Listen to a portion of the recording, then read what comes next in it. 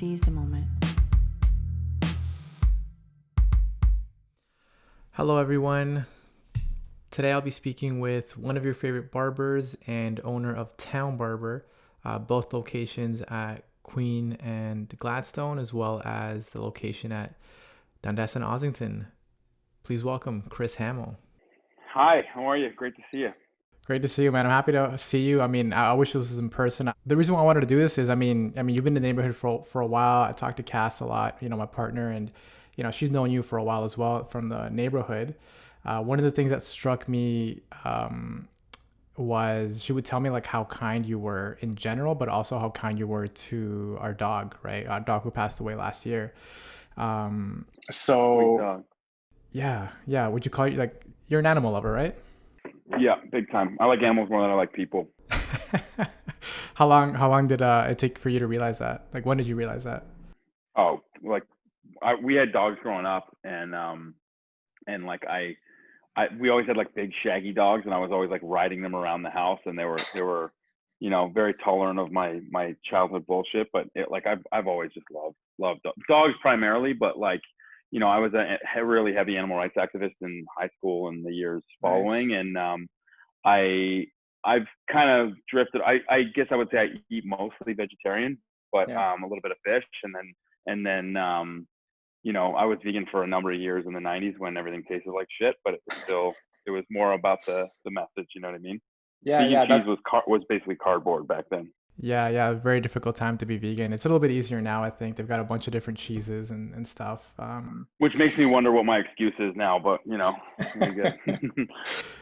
worries, man. Yeah, I'm excited to have you on the show, man. You got two barbershops, you have a coffee shop as well, and you have a music career that I wanted to chat about as well. But I wanted to start with Town Barber, and one of the reasons I started this whole podcasting was because I'm always curious, right? So one of the things that really struck me when I walked into the shop, I think it's the one on Queen Street. You have this big sign that says, if you're sexist, racist, homophobic, transphobic, please come back when you're not. Where did that come from? Like, did you have that made, or did you find that, or? I had it made. I have a buddy, Andrew Kidder. He goes by the name Arcade, RCADE. He's like a local graffiti artist turned sign painter, and he's an amazing Nice. dude. He's just like a great guy, and he's done all of my hand painted signs in the shop. So while I was building the Queen Street shop, I mean, I was on that block, living in that block 15 years ago, and I've kind of watched the transformation of that neighborhood, gentrification, if you will, or whatever the change that's happened that was kind of inevitable. And while I was building that shop, I had the door open one day, and it was a hot day, and I heard two guys yelling outside, and they were using language that I didn't like, words that I don't think should be said in this day and age. And I basically had like a moment on the steps there where I was like, if this is how this neighborhood is, this is what it's turning into, I need to do whatever I can to make sure that those people that think they can throw words like that around are not comfortable in here, because I don't want them around me. And if they're going to be around, I just don't want to open a shop on this block. So that was the first thing to go up on the wall. I called Andrew and I was like, hey, I want a sign to say this. I want it to be the first thing you see when you walk in. So I went across the street to the art store and bought a giant plank of wood. He painted it on it that day. That was the first thing to go up on the wall when we opened, and Nice. It's kind of become the mantra. Like, I didn't think people would stop in and like take photos of it or anything. It just kind of happened, but we ended up putting it on a shirt. We've donated money to different, related charities every kind of quarter when we, for anything with that message on it. Like, that's where the money has gone. So it's been cool. We've done like mugs and shirts and tote bags and stuff, and the response has been great, especially kind of recently. I think people have just kind of found it on the internet, and throughout this last sort of like social rights movement that is kicking off, which is long overdue. A lot of people have been ordering, so it's been pretty cool. Yeah, I gotta grab myself that shirt. I had no idea, man. But I'm glad that's where it kind of came from. It's really interesting to see that there's a nice story behind it. So like the name Town Barber, where did that come from? Like, how did you come up with that? When I used to work in another shop, and when I was fired, I kind of in a panic, you know, Town Moto on Ossington. Yeah.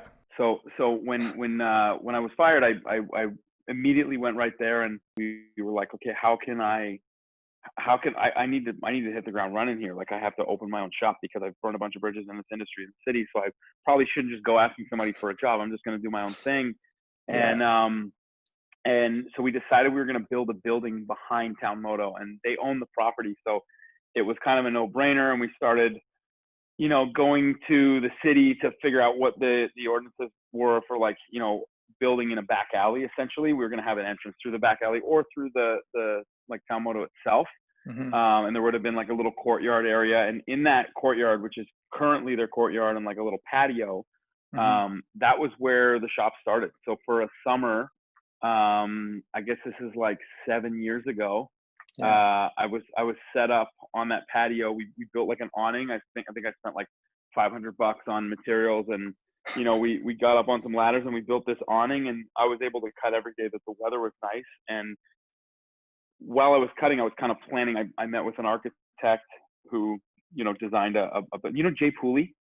No, I don't know Jay Pulley. Remember Jay Pooley? No, he was he used to train with us, but I met him kind of at a right time because he's just like, he's the best dude, and he, you know, we hit it off immediately. We're very like-minded in a lot of respects, and so he designed me this unbelievable building, and then we never got the permits to do it. So I like dug the trench from the back of Town Moto. I was like digging under the building, trying to like Fuck. get the right slope for all the plumbing and the electrical and everything that was going to go in. And then to not get it, we kind of in a panic had to go somewhere else. So we decided to call it Town Barber because it was going to be kind of essentially in the Town Oh, Moto cool, family, you know? cool. Yeah, you know, in hindsight, that kind of makes sense because I did hear people have told me in the past like that's kind of where it started was like in the back of Town Moto. So I'm glad I finally made the connection there. What happened with like the second one? What brought about like the idea or the motivation to open up the second shop? Well, I mean, the first chapter of the shop obviously was Town Moto, and then we went over to Queen and Dovercourt. Rob Dyer from Skate for Cancer had like a brick and mortar pop up space there, and it was like this Hmm. massive old warehouse. It's now like a Rexall and a condo building, but it was they built that thing so fast, and it was this beautiful old like warehouse space. And so we kind of went in the back there, and right when I went there, I hired Kiwi Dan to work with me, and basically like he's the reason the shop kicked off because at first my plan was like when I got fired I was so discouraged and so like kind of soured on, you know, barbering in general and the culture around Hmm. it that I was just like, Hmm. you know, fuck this, I'm gonna open a cafe or something and do my own thing. And Dan had moved here from New Zealand and didn't have anywhere to work, so I was like, well, let's build a shop that, you know, he can work in. And so we went in the back of Rob Dyer's space. We built this shop out in like I think like 2 hours. We hung a bunch of lights from the ceiling. There was like one breaker in there, and so while he was cutting hair, he was cutting a lot of my clients, and while he was cutting, I was digging the trench for the shop that never happened. And so we were there for a few months, and then on New Year's his lease was up, so we ended up in the back of Lost and Found for I guess for like a full year. And we were supposed to stay there for a couple months while we like negotiated some other spaces, and nothing really happened. It kind of took forever, and it was like I was getting dicked around on leases in different places. It was at the time Ossington was just like really starting to bubble, so Yeah. everybody thought their space was worth a lot more than it was, and you know the numbers that people were throwing out were just insane. So I was in the back alley of my wife's shop on Ossington, and I was screaming at a landlord for dragging me along for 6 months, and I saw a for lease sign through the alleyway at Dundas, and I walked up and I hung up on the dude, and I called number on the window, and Yeah. old Portuguese landlord, you know, in the neighborhood. He said that he was showing it tomorrow at 3:30, and I was like, okay, show it to me at 3, and I'm gonna bring cash.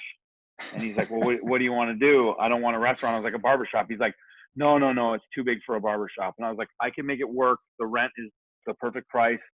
Meet me. So I showed up. I had cash in hand.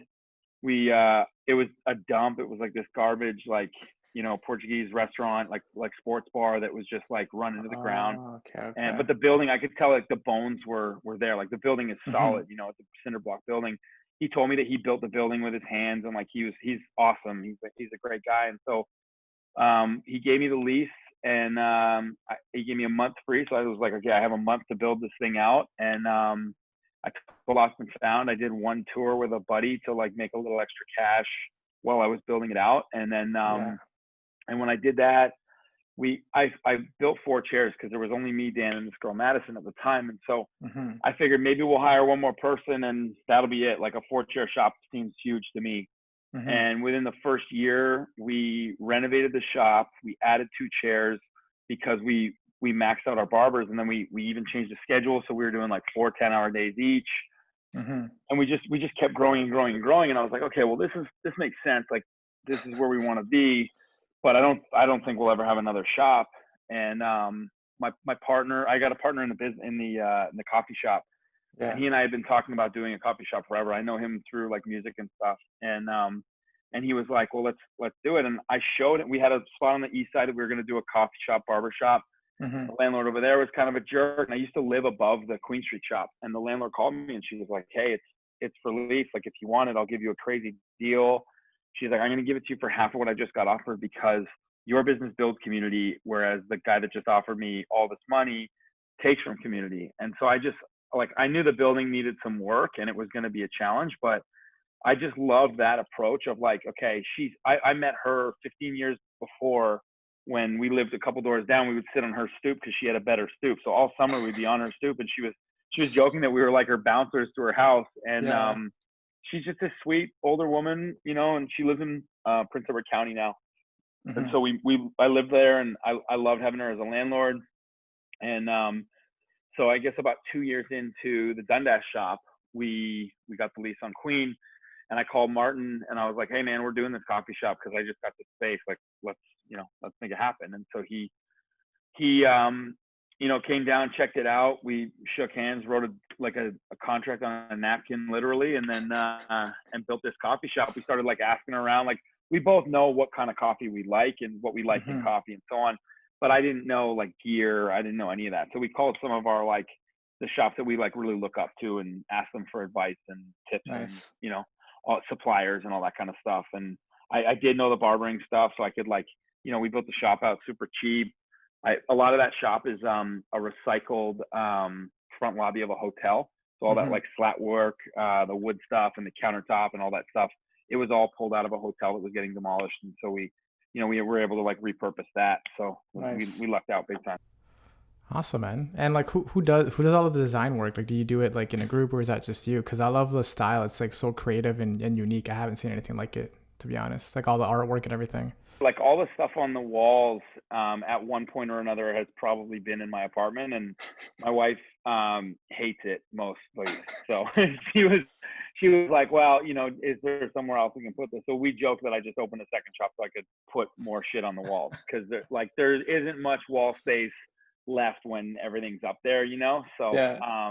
and I mean, like, I'm in my office now and all of my favorite art pieces are down here. Like, it's a Mm-hmm. little bit more of like a civilized version of what's upstairs, I guess. But yeah, like it all just kind of comes to me in I mean, with budget in mind for sure. And then whatever my influence is, like a lot of the stuff I've just collected over the years, from like music stuff to art that I love. I got a lot of friends who are tattooers, so I've been collecting a lot of their art stuff too. So yeah, but Cool, I've always cool. kind of had this stuff around. So, I mean, you open up the coffee shop. You're the owner of the coffee shop, and so I'm assuming you drink coffee. Oh yeah, I've I've got one right here. I drink a How lot big? of coffee. Okay, like how many cups a day? I mean, I'm scaled back to probably like 3 now. So Okay. I'll wake up and have a cup at home, and then I'll cruise by the shop and have a shot of espresso, and then midday I'll have like an iced americano or something like that, and then I don't drink it past 4, but I've still got a meeting after this tonight that'll take me late, and so I'm trying to be a little more alert. Yeah, yeah, yeah. Busy guy, man. Yeah, too So, I busy. mean, we talked a bit about the shop, talked a bit about the coffee shop as well. I know that you ran a marathon, right? The Chicago, was that the Chicago one? Chicago, yeah. I guess 3 or 4 years ago now. Yeah, yeah. And I think that's how we met, right? Because you were coming into the clinic. I think you were working with Glenn a bit. I was broken and you fixed me. Yeah, yeah. So like I think you briefly told me that story. I think a friend dared you and you were like, all right, fuck it, like I'll do it. Is that how it went? Kind of. He didn't really dare me. He more what's the word I'm looking for? He basically like he told me I couldn't do it. And Yeah. like we were he had just finished a race and we were sitting at a cafe and there was a few of us sitting around and I joked about doing Chicago because I love that city. So Hmm. we had been joking about it and Danny Oaks, like he and Yeah. I had been talking about running Chicago just so we could go to Chicago together. And so he brought up these, Matt, our friend Matt is sitting there and he's like, on paper, Matt is everything that I would hate because he was the guy that would basically pick on me when I was growing up. Like I hated hockey because I got beat up by hockey players. Matt was an ex-pro hockey player. So, he's like on paper, I would hate him. And he's one of my closest friends. He's the sweetest dude. He's like Hmm. one of the more thoughtful people in my life. And coming from like a big jock, it's like that much more endearing. So Hmm. he's that guy that can say the sketchiest thing and you laugh anyway because it's Matt and it comes from a good place. So when he was Yeah. like, Hamill, there's no way you couldn't run a marathon if it bit you in the ass, and I was like, oh yeah, and he's like, well, he goes, yeah, I just don't think you have it in you, and I was like, okay, well, I want to do Chicago, but it's sold out. And he's like, well, I work for Nike and my company's sponsoring it, so I can probably get you a bib. And I was like, all right. And I shook his hand and he's like, let's put a wager on it. And I was like, Oh my oh God. God, I'm going to get in this. And he's like, I bet you're going to gas at 35 kilometers. And I was like, oh yeah, fuck 35 and fuck you. And so we just kind of sat there at this thing and it was like kind of hostile. And everybody Yeah. sat around the table and was like, are these guys like, do they hate each other or whatever? And so he was like, let's make a bet. I'll give you a bunch of gear and I'll Hmm. sponsor you as an athlete. I'll get you trainers. I'll get you anything you want. If you can do it in 4 hours, I'll let you keep everything. If you can do it in 4 hours if you do it in 4 hours and 1 minute or over, you have to take me to the dinner of my choice in Chicago. I was like, Wow. deal. And so we kind of like went on that. 4 hours was the goal, and I kept saying 4 hours. And then he every single day for I think it was like 280 days, I sent him a photo of me blowing a kiss and giving him the finger while I trained. And I trained for like every day I did something. And how long was the training? It was 16 weeks, I think. And Wow. and it was through the summer, which my body runs hot all the time, so it was Wow. torture. Like I love running in the winter, but the summer is not my friend because I'm always sweating. So it's like And were you a runner before this? I like casually, but I at this point I had basically quit. I was like, I ran with Parkdale Roadrunners for a long, long time, almost since the beginning, and I loved the running community. I loved what it brought out. I loved like the social aspect of it, but in the words of my dad quoting Howlin' Wolf, I'm built for comfort, not built for speed. So it's like, Matt was really like pushing on that and pushing on that. And so I tried to get like lean up. I tried to, my diet was dialed in. I was seeing you guys, you were fixing me. I was totally broken. And then about 2 weeks out, I said to Matt, I was like, dude, um, I'm going to fucking crush 4 hours. And I had no confidence. I just said this to instigate him. And he goes, oh, yeah? And I was like, yeah. And he goes, if you can do it in 3:45, I'll get a tattoo of you blowing a kiss and giving a finger. And I was like, No. really? And he's like, yeah. And I was like, okay. If I do over 4 hours or 4 hours and 1 minute, I will get a tattoo of you riding a unicorn wearing Air Max Ones. And so we like shook on that. And I was like, this is so stupid. And I Oh my mean, a God. tattoo on me, I can hide it somewhere. No one's ever going to notice it.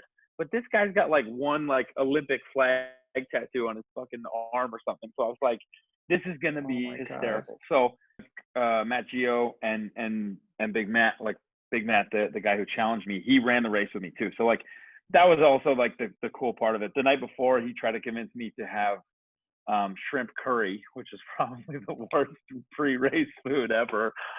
He was basically just trying to sabotage me, and so we got to the start line, and I looked at Mike, and I was like, "Hey, we're doing 3:45," and he's like, "No, no, no, we planned for 4," and I was like, "We're doing 3:45. Like, I'm gonna rub it in this dude's face. Like, get me to the finish line before 3:45." And all three of these guys have run marathons before, so they're like they're in it. They know what they're doing. They're like seasoned vets, and I'm just like, this idiot who thinks he can finish. So I was staying with my buddy in Chicago and his family, and they were like the most supportive. They even came out to the race and like cheered me on. And so we get running, and I'm just like, immediately my nerves are a mess, and he's like in my head just chirping me the whole time. But he did stop at like every single water station.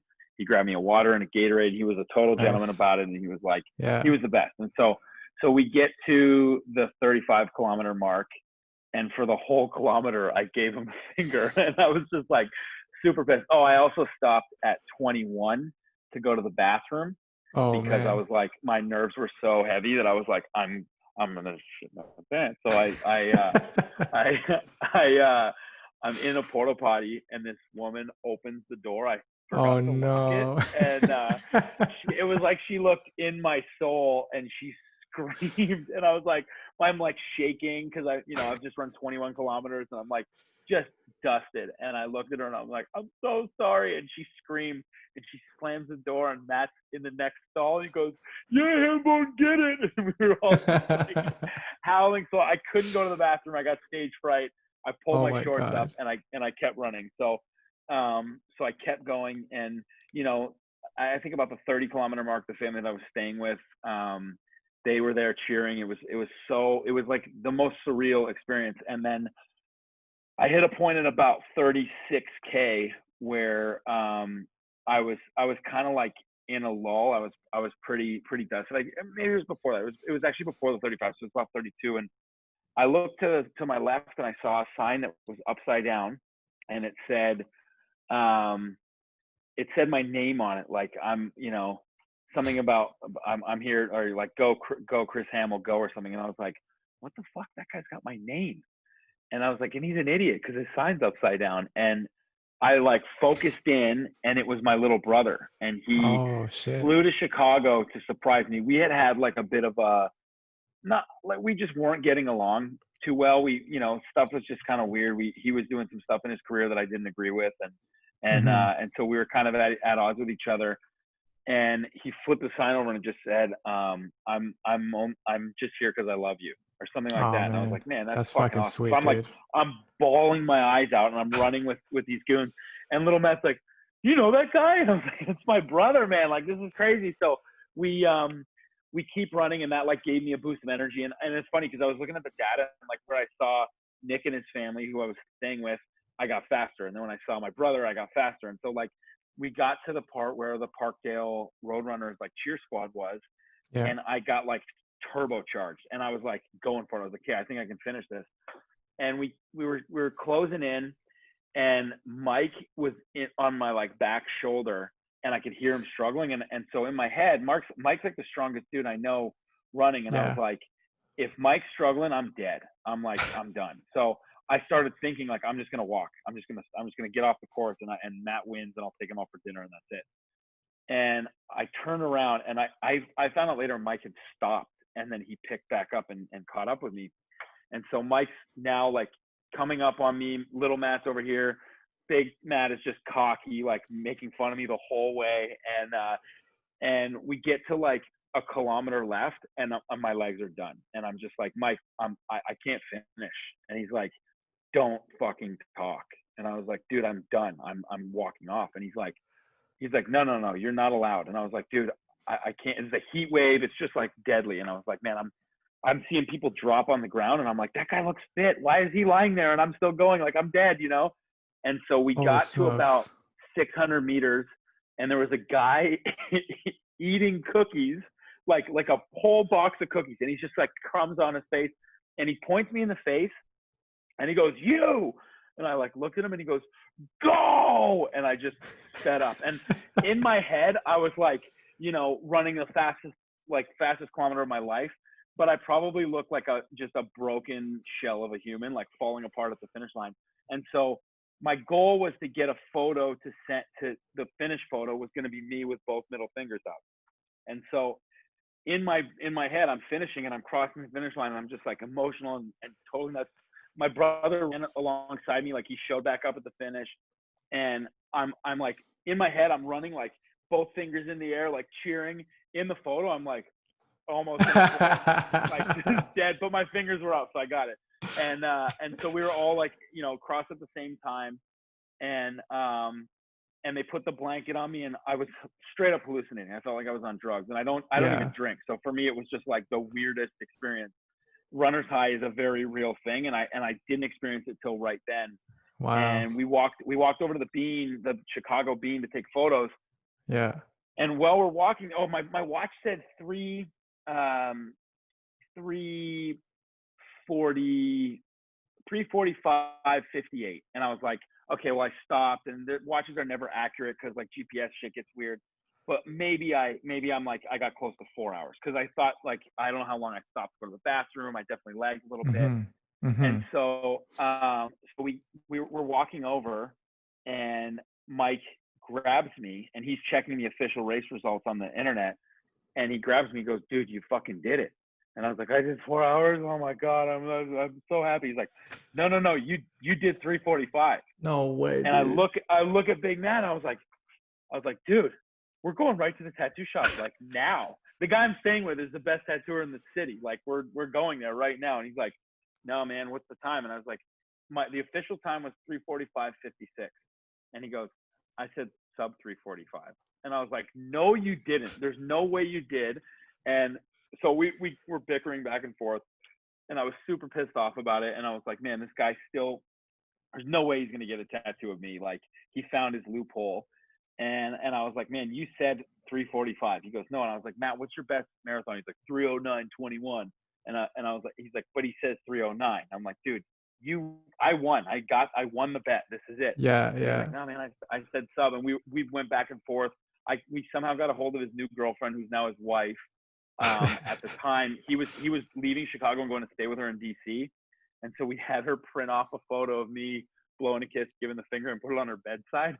Oh, So no way, he man. got there, and like, I've been trolling him with this for years. I had his contractor put a framed photo of me in another race giving the finger on his mantle, and it sat there for 2 weeks. So his brother was like, "Why do you have a photo of him on your mantle?" So I've been doing this, like, steady for years. I got Oh fridge my magnets god. planned. I'm ready to go. So So, yeah, but he didn't get the pretty tattoo funny. yet. He didn't. He Oh, never will. man. Like, he's that dude. He'll stick to it. But yeah. And the motto of like fuck 35 became like the thing. And then Danny got a tattoo of me. So I feel like Danny was the real loser in the whole thing, because he ended up with a tattoo of me. But he got it on his thigh, and it was super funny, because it was just, I was like, "Matt, he got it." He's like, "That's his problem, man." Like, it was good. We've still been bickering about it since, but like, yeah, he's the best dude. Like, that whole crew is like, literally, like, that was probably the most accomplished I've ever felt, was running that race. But like, the fact that I could do it with those guys, it was just so Yeah. special. Like, I'll never run another race. Oh, and middle of the night, I called Mike, and I was like, "Dude, I broke my foot." And he's like, "No, you didn't. And you're just like, you just ran a marathon. You're in pain." And my brother beforehand got me a hotel room. He called every hotel in Chicago to find out who has the biggest bathtub, which was the Yeah. sweetest thing. So then he like got me this room, and I'm sleeping, and I'm like, "Dude, my foot is fucked." And then I came to you guys. I came, and it was for sure a stress fracture. So Yeah. I ended up breaking my foot in the race, and I think I walked around Chicago for like a week after, and I was just like gusted. But Insane, dude. Insane. I retired shortly after that, because it did not feel good, and I am not built for that shit, man. No way.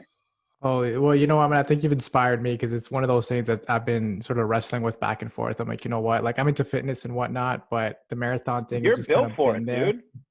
You're built for it. You got to do it. I'm a little bit too thick, I think. I got to lean out a little bit more, I think. But I it's don't just know, one of man. those things, man. But that's a fucking crazy story, man. I was really hoping that your buddy would have got that tattoo because I would have got a picture. Yeah, me too. I'm gonna keep chirping him about it.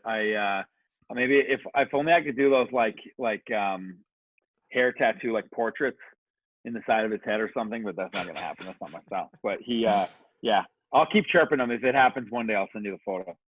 Yes, please do, man. Please do. I need that photo too of you giving the finger, man. The two fingers at the finish line. Okay, I'll find it. All right, man. One other thing I wanted to chat with you about was a bit of the music career. We were chatting a little bit earlier, just before this, and you were telling me that you were touring a little bit, and it's one of the things that keeps you young. So and you were a singer, you said, right?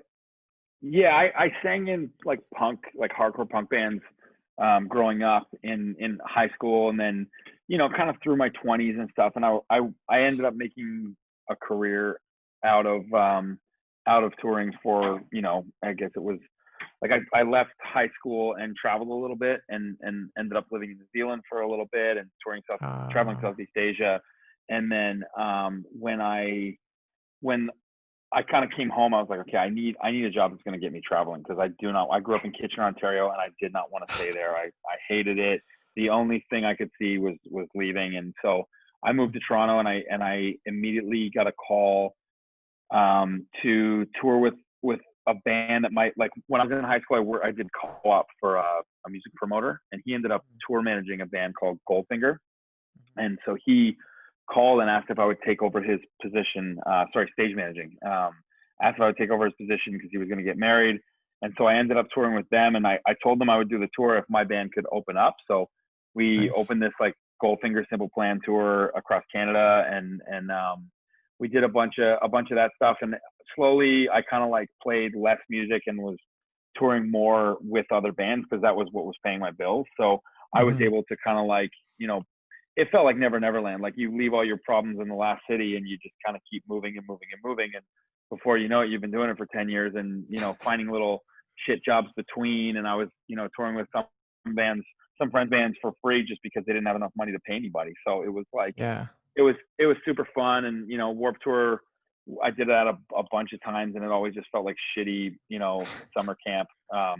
But like, it was always the most fun, and basically like trying to prolong growing up as much as I could. But I mean, I still, like, we were talking about before, I've been singing in this band for a couple of years now, that has just been like just a casual, like, fun thing. And we keep getting these like opening slots for bands that I grew up loving, who are now like on their like old guy reunion tour cycles. So when I was in my teens and 20s, going to these shows and seeing these guys who were like big figures, they've become peers and friends. And it's been super cool to be able to kind of like full circle, be like 38 years old and still going to shows. It's a little different with everybody staring at their screen while you're playing now, but you know, it's still super fun. And I mean, I think I'll always have some connection to music. Nice. You feel like you're still fighting that battle to stay young?